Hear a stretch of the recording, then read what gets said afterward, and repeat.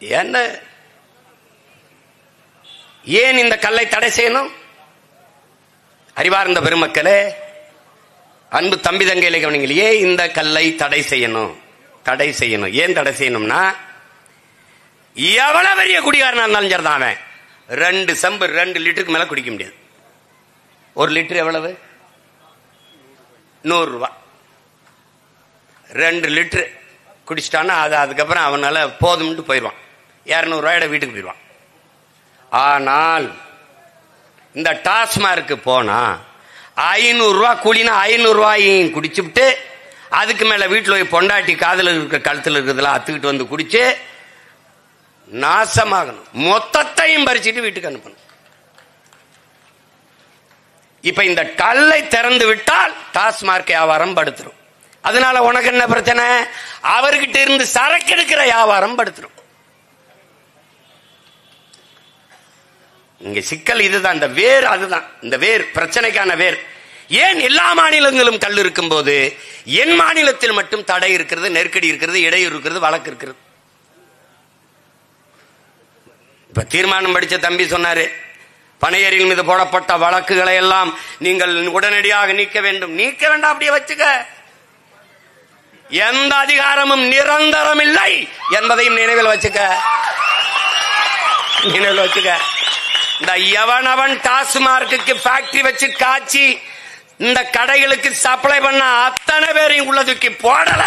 ஒரு நாள் நீ பாத்து நீ இந்த கல்லு மேல கல்லு இறக்குன மேல வழக்கு போட்டவன் நீதானே? நீதானே? அதிகாரம் நிலையானதல்ல. வலியோர் சிலர் எதியோர் தம்மை வதையே புரிகுவதா மகராசர்கள் உலகாளுகள் நிலையாமெனும் நினைவாங்கிறான்.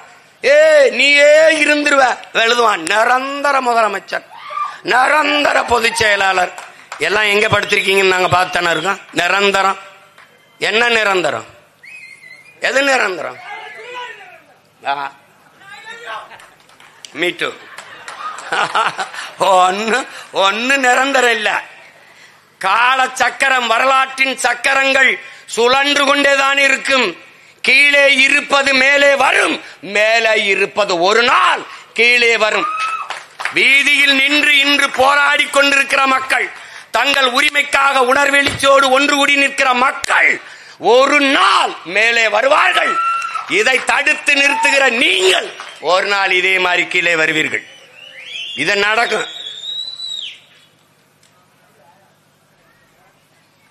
சொல்றது அது கல்லு மது அது இதுன்னு உலகம் பூரா விற்கிறான். அமெரிக்காலாம் 17 காய்ச்சற கருப்பட்டி 350 ரூபா, 1000 ரூபா ஒரு கிலோ.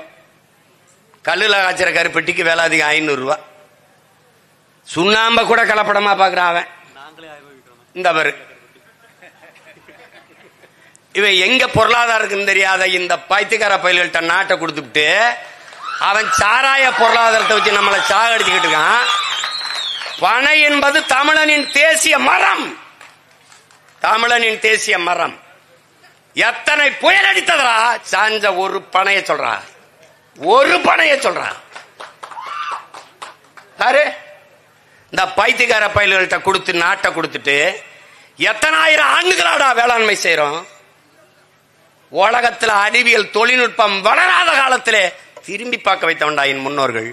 ஓடுகிற நீரை தடுத்து பாசனத்திற்கு பயன்படுத்தி விட முடியும் என்று அணையை கட்டி நிறுவியான் கரிகால் பெருவள சோழன் என் பாட்டன். எல்லா அணைகளும் நீர் வந்து இப்படி கீழ் நோக்கி தான் போகும். உலகத்திலே பாம்பை போல வளைந்து வளைந்து கீழே இருந்து மேலே ஏறி தண்ணி வாய்கிற ஒரு முறையை உலகத்திலே கட்டியவன் என் பாட்டன் காளிங்கராயன். இந்த உலகத்திலே வேணா சொல்ற மாதிரி அப்படி அணை கட்டி பாய்ச்சிக்கிட்டு எங்களுக்கு இந்த காவாய் இருக்குல்ல, காவாயில 2 பக்கமும் மண் அரிக்குதுன்னு. மண் அரிக்கிறது தாண்டா மடப்பையில் அப்படி வச்சிருக்கு. கசிவு நீர் பாசனம்னு இருக்கு, பல ஆயிரம் ஏக்கர் பாயுது. அதுல சிமெண்ட போட்டு பூசுற விஞ்ஞானிகளை உலகத்துல எங்கேயாவது பார்த்திருக்கியா நீ? உலகத்தை பார்த்திருக்கியா நீ எங்கேயாவது? நீர் தரையில ஊறி போகணும், பக்கவாட்டில் ஊறி போகணும், நண்டு நத்து அதுல போய் இருக்கணும், மண்புழு பூச்சி புழு இருக்கணும், அப்பதான் மண்ணு வளமாகும். இது கூட தெரியாதவன்ட்ட நாட்டை கொடுத்து விட்டு டே மண் அரிக்குதுன்னா 2 கரையில மரம் நடணும்டா. மரம் நடணும். இருக்கிற மரங்களிலே விசித்திரமான மரம் பனை. தென்னைக்கும் பனைக்கும் என்ன பராமரிக்கணும். இவனை பராமரிக்க வேண்டியது இல்லை. 1000 அடிக்கு கீழே போய் தண்ணீரை உறிஞ்சிட்டு வந்து வாழ்வான்.